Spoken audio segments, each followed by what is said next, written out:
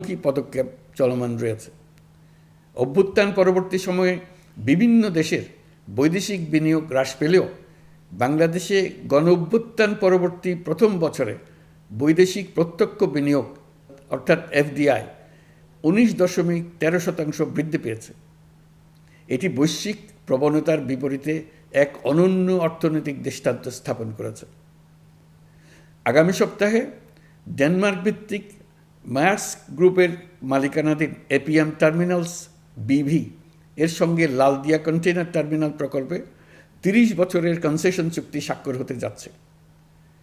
এই চুক্তির আওতায় ইউরোপীয় এই কোম্পানি $550 মিলিয়ন বিনিয়োগ করবে। এটি এই যাবৎকালে বাংলাদেশে ইউরোপের সর্বোচ্চ একক বিনিয়োগ। লালদিয়া হবে দেশের প্রথম বিশ্বমানের গ্রিন পোর্ট। প্রিয় দেশবাসী, প্রায় 1.5 যুগ ধরে আমাদের জনগণ ভোটাধিকার থেকে বঞ্চিত ছিলেন।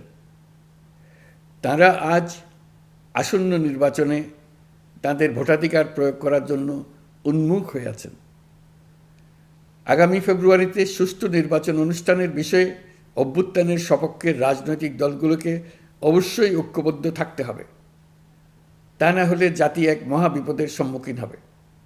এই সম্পর্কে আমি আগেও একাধিকবার আমার আশঙ্কা প্রকাশ করেছি। ফ্যাসিবাদের বিরুদ্ধে 2024-এর জুলাইয়ে মৃত্যুর মুখোমুখি শির উঁচু করে দাঁড়িয়ে দেশবাসী যে ঐক্য গড়ে তুলেছিল, আমরা জীবিতরা যেন অল্প স্বল্প ভিন্নমত ও লঘু বিবাদে জড়িয়ে তার মর্যাদা ক্ষুণ্ণ না করি। 133 শিশু, শত শত তরুণ তরুণী, নারী পুরুষের মৃত্যু, হাজার হাজার মানুষের অঙ্গহানির যে আত্মত্যাগ, সেটিকে আমাদের সম্মান জানাতেই হবে।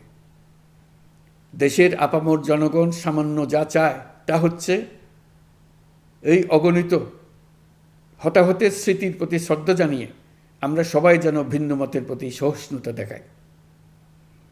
দলীয় স্বার্থ অতিক্রম করে সম্মিলিত আকাঙ্ক্ষা ও জাতীয় চাওয়াকে ঊর্ধ্বে তুলে ধরি।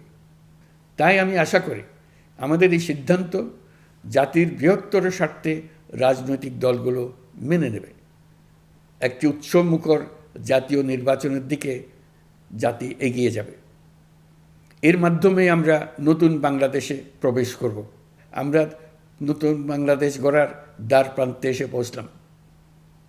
মহান আল্লাহ আমাদের সহায় হন।